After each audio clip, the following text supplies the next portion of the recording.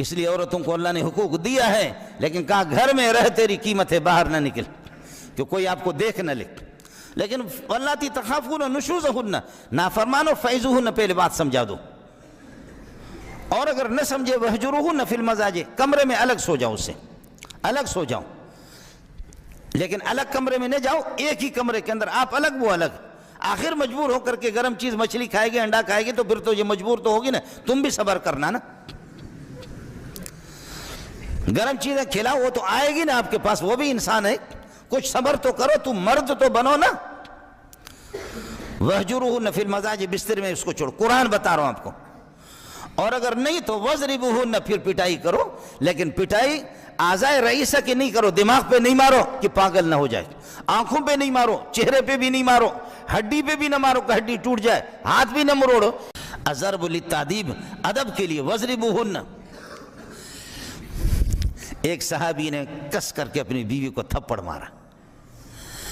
مارا، کیس چلا گیا رسول پاک صلی اللہ علیہ وسلم کے پاس، حضرت کے پاس۔ اس وقت یہ آیتیں نازل نہیں ہوئی تھی، تو نبی پاک صلی اللہ علیہ وسلم نے فرمایا کہ لڑکی کے یعنی خاتون کے ان کے بھائی نے کیس دائر کیا محمد رسول اللہ کی کورٹ میں کہ میری بہن کو اس طریقے پر مارا ہے۔ فرمایا بلاؤ اس کو، بلاؤ، ان سے بدلہ لینا ہے۔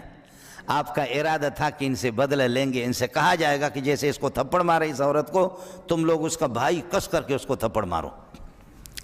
یہ ارادہ تھا میرے نبی کا کہ آیت نازل ہو گئی، نہیں شوہر کو اتنے پٹائی کا حق ہے۔ میرے نبی نے اپنا ارادہ ملتوی کیا، فرمایا میرا ارادہ یہ تھا کہ تمہیں بھی ان سے کہوں اس کے بھائی کو کس کر کے تمہیں مارے، لیکن اللہ نے تمہاری تائید کی، بس اب تمہاری پٹائی نہیں جاؤ۔ اتنا تو شوہر کو حق پہنچتا ہے نا۔ وَاهْجُرُوهُنَّ وَاضْرِبُوهُنَّ فَإِنْ أَطَعْنَكُمْ، اگر عورتیں بات مانتی فَلَا تَبْغُوا عَلَيْهِنَّ سَبِيلًا، تو پھر یہ کہ کوئی بہانہ نہ کرو، معاف کرو، درگزر کر دو، اسی طرح اس کو رہنے دو۔ لیکن اگر وَإِنْ خِفْتُمْ شِقَاقَ بَيْنِهِمَا، با اختیار لوگ آپ کو معلوم ہے شوہر اور بیوی کے رشتہ دار کی یہ آپس میں ان کے مخالفت ہو گئی، آپس میں عداوت دشمنی ہوگی، فَبَعَثُوا حَكَمًا مِّنْ أَهْلِهِ وَحَكَمًا مِّنْ أَهْلِهَا، ادھر مرد کی طرف سے، ان کی طرف سے کہ بابا ان کے مسائل آپس میں قاضی بھی فیصلہ نہیں کر سکتا، تو تم دو بندے بیٹھ کر کے آپس میں فیصلہ کرو، پوری تحقیقات کرو، قصور مرد کا ہے یا عورت کا ہے۔ آپ کے گھر کا گند باہر نہ نکلے۔ ماشاءاللہ، پاکستان زندہ باد۔ عورت کا وکیل الگ ہے، اس کے اللہ آپ کا بھلا کرے کیا ہے بغل میں الگ فائل ہے، وہ کورٹ میں الگ پہنچ رہا ہے، اور یہ کہ شوہر کا وکیل الگ ہے۔ اللہ اس طرح ناراض ہو گیا اس دنیا سے کہ ہماری بہنوں کی بیٹیوں کے مقدمات کورٹ میں جا رہے ہیں، شوہر بھی باغیرت، بیوی بھی باغیرت نہیں، دونوں بے غیرت۔ قرآن کہتا ہے کہ گند ادھر لگا، آدمی استنجا کرتا ہے گند ہوتا ہے، لیکن اپنے گند کو چوری چپکے سے دھو، اس کو کسی کو نہ دکھاؤ۔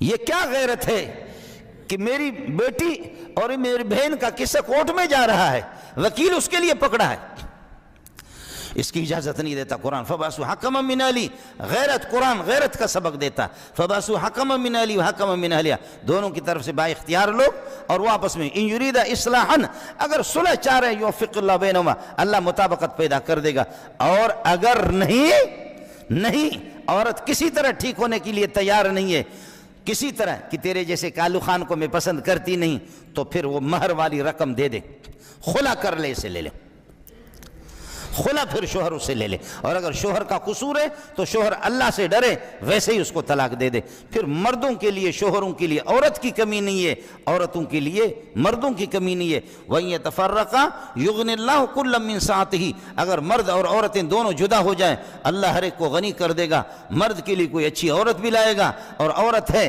اس کے ساتھ یہ ظالم ظلم کر رہا ہے، اس کو کوئی اچھا شوہر دے دے گا۔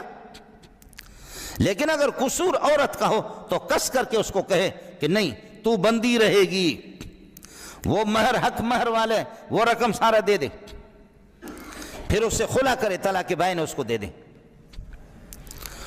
اور اگر قصور مرد کا ہے تو اللہ سے ڈرے، پھر اس غریب سے کوئی پیسہ نہیں، قصور تو تیرا الو کا پٹا، کوئی اور گوری سی آپ کو مل گئی ہے، اب اس غریب کو یہ آپ کو پسند نہیں ہے۔